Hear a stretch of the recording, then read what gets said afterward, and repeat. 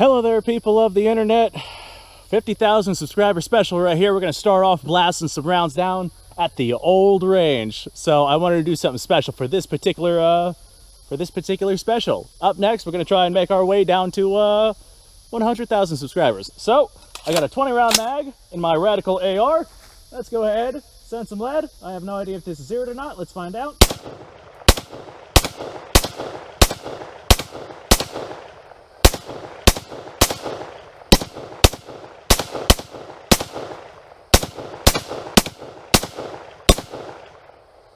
Well, that was fun. Okay, up next, got the good old Mosin Nagant 7.62 by 54R. Let's send some lead. Ow. This recoils quite a bit more than that Radical Firearms AR-15. This poor car, she's definitely seen better days. Okay, why not one more? And because I feel like cleaning a firearm later on, I got myself a Turkish Mauser. This one has been sporterized, and some surplus 8mm Mauser. Can't go wrong with some of that, right? Oh no, I just lost my stripper clip in the grass below me. Let's see how this goes. Ow. The sporterized gun recoils even more than that non-sporterized Mosin. And this one has a butt pad on it. This is awful. This is actually quite a nice gun. This is cycling really well. I'm actually impressed with this one. I haven't fired this thing in a straight minute. Of course, these are 198 grain bullets versus the Mosin's, what, 150? Something like that. Oh, I might have a few more in my pocket here. What are these? I think this is Mosin food. Let's load her up one more time. All right, the Mosin is loaded. Let's feed her. Ow. Definitely has quite a bit of recoil and sound behind it. Like, just the shockwave coming off of this thing is wild. One more, two more, I think. One more. That was fun. Okay, well, now that we successfully range blasted quite a bit, on with the rest of the video. Hello there, people of the internet. This is not an old video. We are, in fact, at the old gun range today. Originally, I came out here and, well, we're filming the 50,000 subscriber special. Let me tell you guys what I was doing, let me tell you what I am doing, and hopefully it'll still be a fun video. So originally, I got a buddy of mine, he's got a Type 7 FFL, and he's got a CNC machine shop, manufactures all sorts of stuff, so we were gonna get some stuff that had some giggle switches and come on out here and really make a proper 50,000 subscriber video. That might still happen. There's Kevin. That might still happen. If that does happen, then guess what? You guys are going to get 2 50,000 subscriber specials. But it does not look like that's going to actually happen. Fingers crossed, might still happen. But I am up here on essentially some errands, and I wanted to show off, yes, the range is still here. It does still exist. The issue is where I currently am, I'm like a lot of hours away from it. So shooting at this range is not something that I do very often nowadays, although people definitely seem to prefer this range over the old one. If you don't know what happened, like for a long time on the channel, this right here was the primary go-to gun range, and then I moved away and now I got essentially a landfill that I'm currently shooting on, and I get all sorts of flack for it being really dirty, and I mean, guys, it's a landfill. So since I can't do the Giggle Switch 50,000 subscriber special, instead of doing that, at this particular range, I left a bunch of my stuff. And a lot of this stuff that I left behind is stuff that I left because it's got like real sentimental value to it. So I guess we're gonna have ourselves a little sentimental value 50,000 subscriber special, because I do want to film the 50,000 subscriber special on this range. That's kind of what it is that we're doing. This is the range that I really began to build the channel on. This right here is the range that like really kickstart what it was that I was doing. So if you've been around and you have not seen this range, by God, go look at some of the older videos, because I have a lot of videos that involve me shooting at this car. So speaking of things that got the channel going, this right here is my Mosin Nagant 7.62 by 54R You guys have seen it a couple of times on the channel now. This particular one is what I made my first gun video with. If you were to go and look at my oldest video, it would be the video about this rifle right here. Now, this is a rifle that I received from my father many years ago, and we got so many tins of surplus ammo that we just ran through this thing. I know for a fact we stuck at least 40,000 rounds through that thing in the summers where I was just shooting this thing nonstop. And then after that, I got no idea how many thousands of rounds, so we're just going to call it like 40,000 because I'm going to guesstimate around there. Point is, I shot this rifle a lot, like so much to the point to where the bore is completely wore out. It definitely needs a counter bore. It does keyhole, but seeing as we're at, oh, I don't know, 30 yards or so from a car, we should still be able to hit it just fine. So she is just a standard run-of-the-mill 9130, nothing real special about her, other than the fact that, like, this was my first real rifle. There's a lot of us out there where the Mosin Nagant is our first real rifle, just because back during the time period where you could get these really cheap, it was a really good option. 7.62x54R, the ammunition, was also quite cheap. Oh, we got something flying around here. Looked like an old woodcutter bee. All right, this place is a little overgrown. You can definitely tell that it has not really been tended to very much. So now I'm just going to go ahead and throw the old earmuffs on and start sending some lead. Make sure there's nothing, nothing alive in there. So I don't have a particular target, not like it would really matter because this rifle does keyhole. So I'm just gonna go ahead and start sending lead at the car here. This right here really is a sentimental rifle on a sentimental gun range. This gun range still exists, still in the family. I've had a lot of people ask about it. Kevin's fine, you guys heard him earlier. This range isn't outside of the family. The issue is this particular property is not all that suitable for filming on anymore, just with a bunch of stuff that's been going on. Speaking of stuff, let's see if any of that stuff pops up here. Ah, that was awesome. All right, one more. You know, with me shooting, is that Kevin I hear screaming in the background? With me shooting down at the new range, the landfill range, it doesn't have quite the wide open field that we have here. So here I can really hear the echo of the gunfire off in the distance as it just kind of goes off the trees. It's a really sobering sound in comparison to what I'm used to. Is that another? Oh boy, I forgot how much this rifle kicked. I don't know why, but this particular rifle kicks worse than my other Mosin that I have. I have another non-refurbished 9130, and the only thing I can think of with that, I have not like slugged the bore or anything on that one, so I think that one right there might have a slightly oversized bore, and we're not getting as much recoil because we're not getting as much velocity because we're having some gas escape, because this one definitely feels like it recoils more than that other one does. This poor car has been through so much. All right, there we go. A couple of rounds to the old Mosin Nagant. You know what? I got another pocket full here. This is the 50,000 subscriber special, and by God, I gotta say, I was not expecting to make it this far with everything that went on. The channel I started back in 2017, and I really didn't put all that much effort into it. But as time progressed, come about 2020, that's where I really started investing my time and effort into building and growing the channel.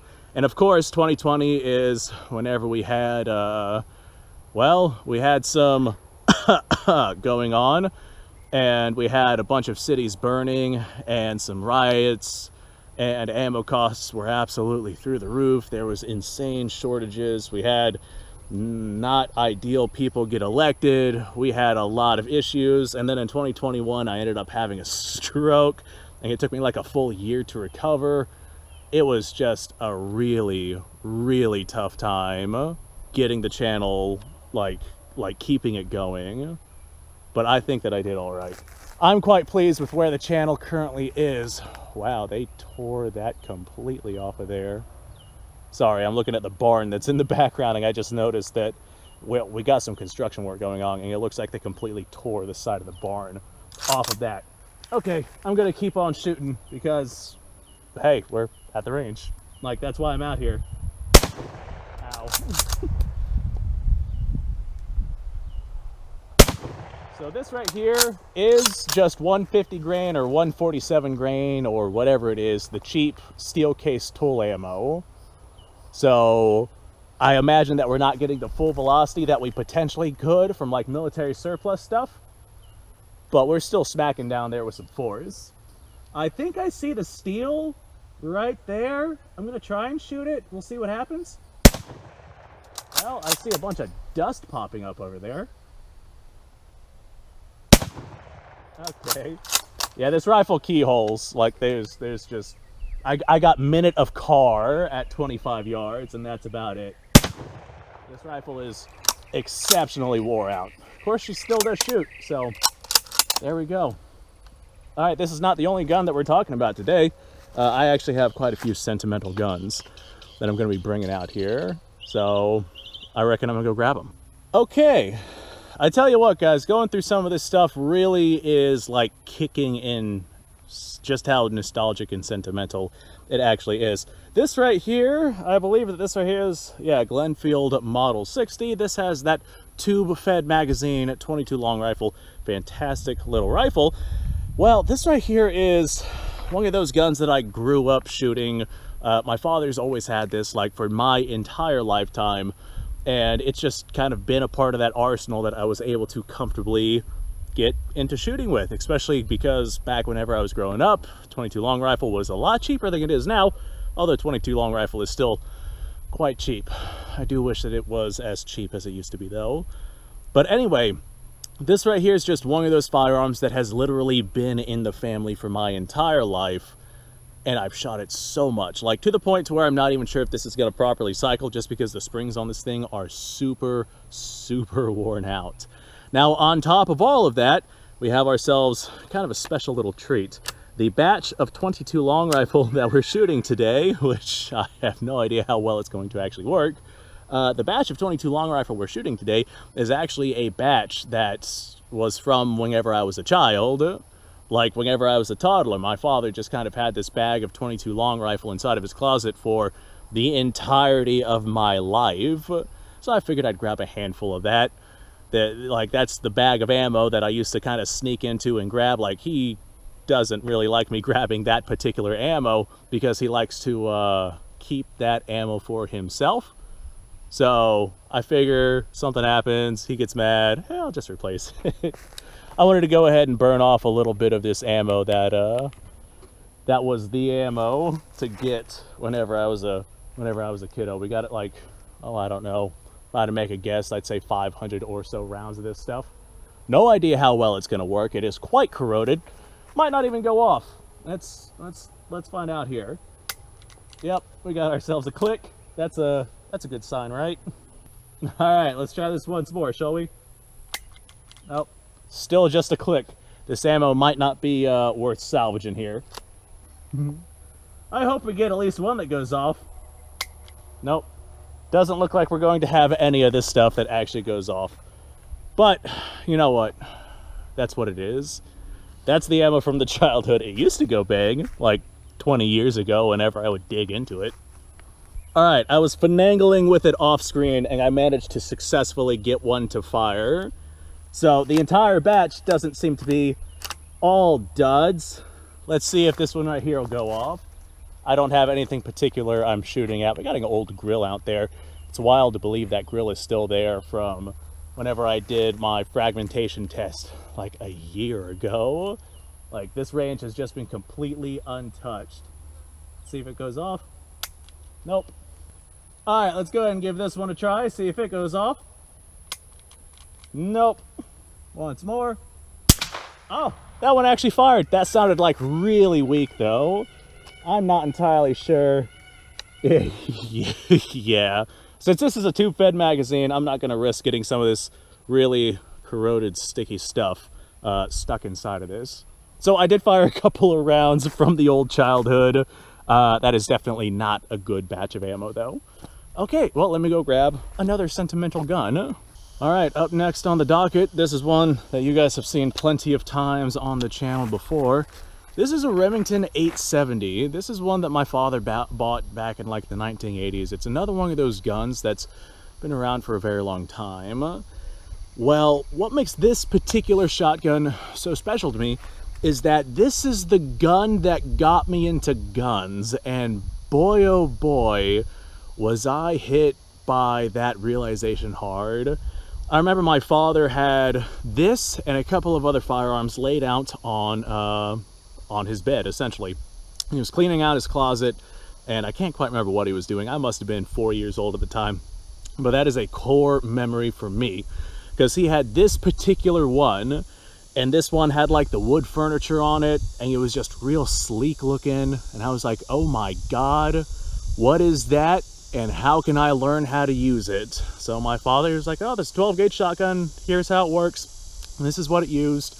Brought me out to a shooting range, and man, I just, that was the moment for me whenever I realized that I was a gun guy.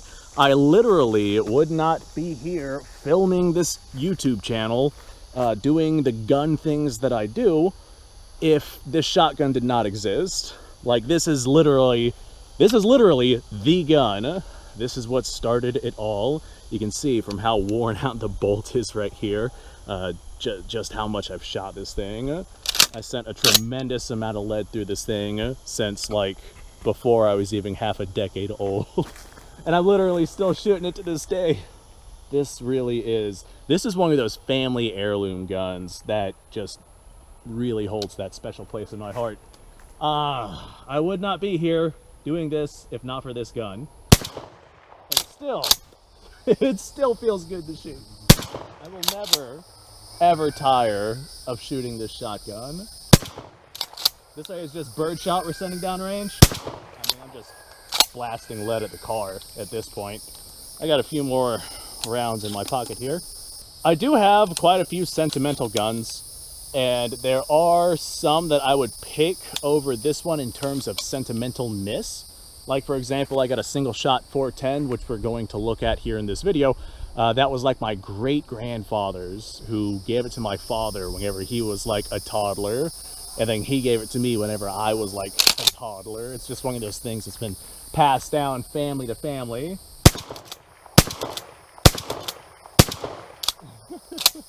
Biggest straight minute since that car had lead launched at it.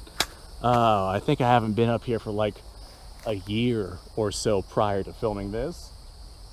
Okay, well, let me go grab another sentimental gun.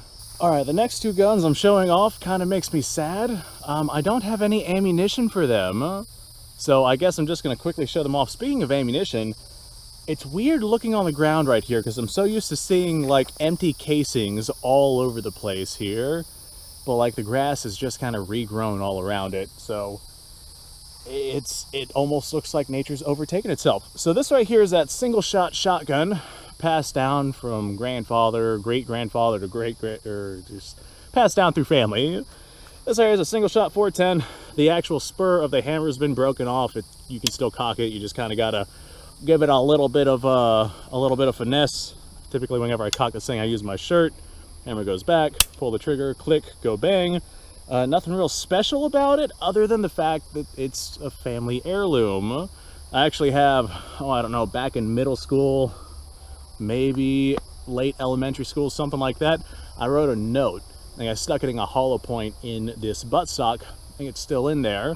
I read it nowadays and I kind of cringe because I'm like, wow, I was a really edgy young teenager. But hey, the note is in there. I think it even had a poem on it or something like that. But I've shot this gun a tremendous amount. This right here was one of the guns that I shot a lot of. I shot this in .22 long rifle back whenever I was like really small, just because these right here didn't have a whole lot of recoil in compared to something like that 12 gauge that I was shooting earlier. Nothing real advanced about it. Open this up, put a round in. I remember growing up, whenever I'd open this up, the ejector would send the spent case flying, and I felt like Arnold Schwarzenegger from Terminator 2. Whenever he had the grenade launcher, he opened it up, the empty grenade shell went flying, he loads in a new one and fires away. That's just what I felt like growing up, and that's one of those core memories that sticks within my mind. Up next, I have this golden AK-47. I have no 7.62x39 at this particular filming location.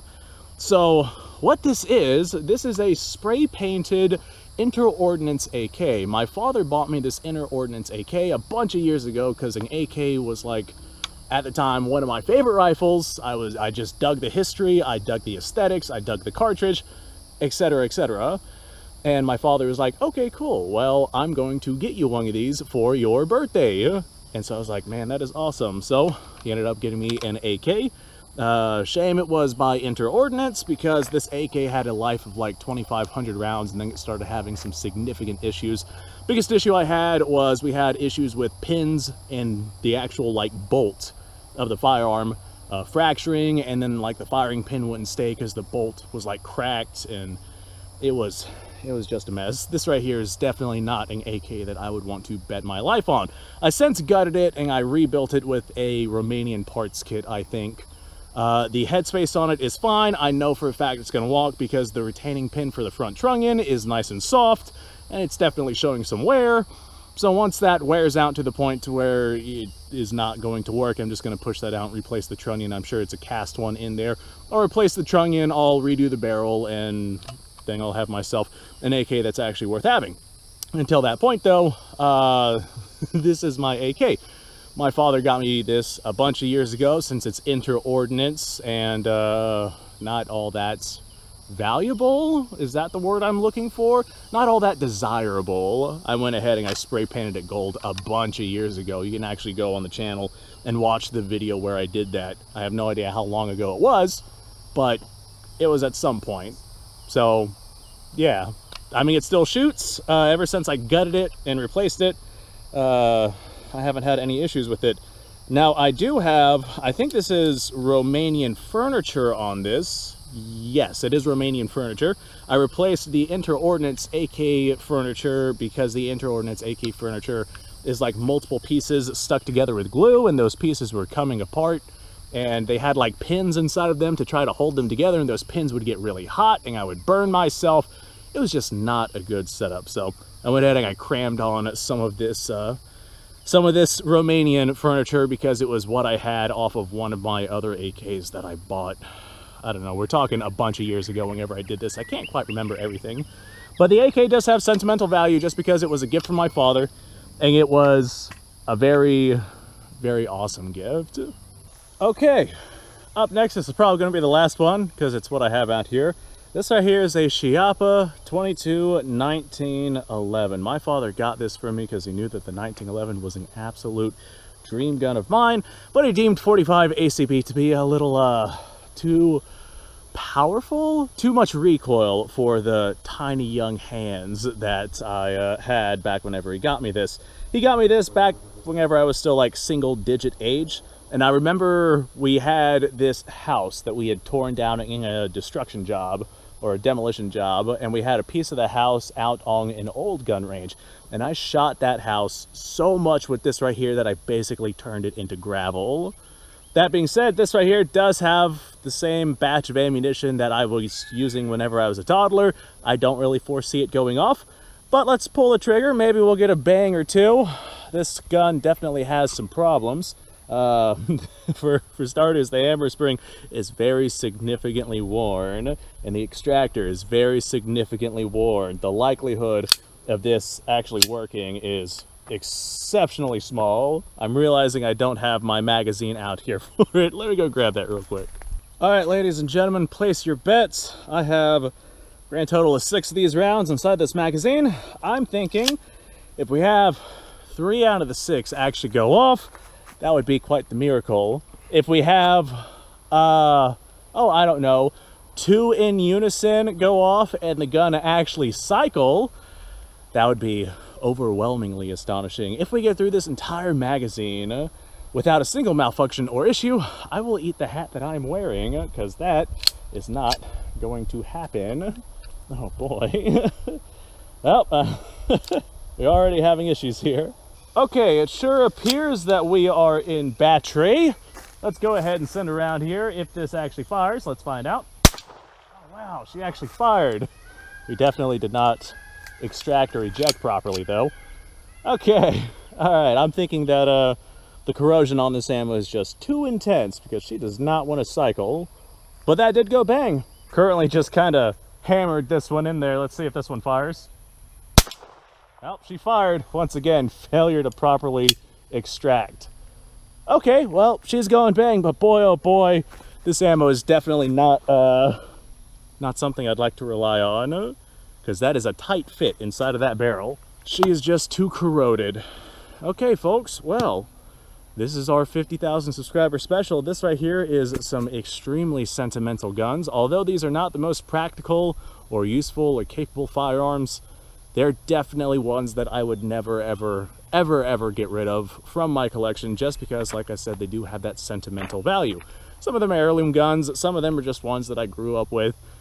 They're not particularly valuable guns, like they're not worth very much, and that's just another implication as to why I should not get rid of them, because the money I'd bring is just not worth getting rid of them. So thanks for watching, folks. I appreciate your time. Like, subscribe, share. Description below has a link to all sorts of stuff. Go check it out. You guys go off, have yourself a fantastic day. See you all in the next episode.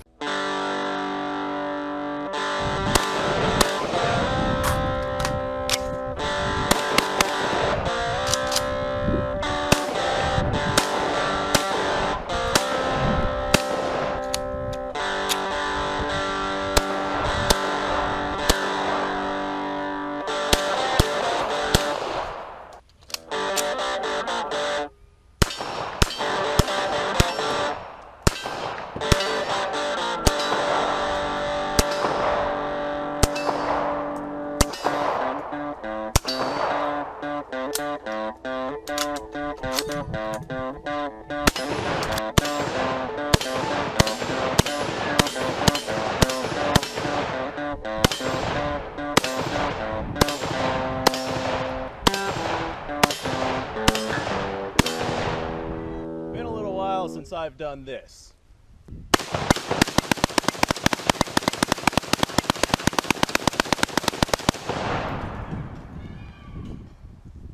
Bonnie and Clyde be damned.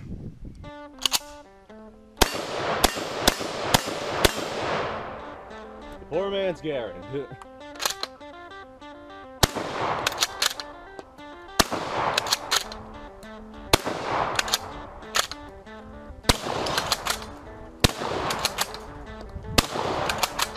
It's a shame that bolt-action shotguns aren't more mainstream.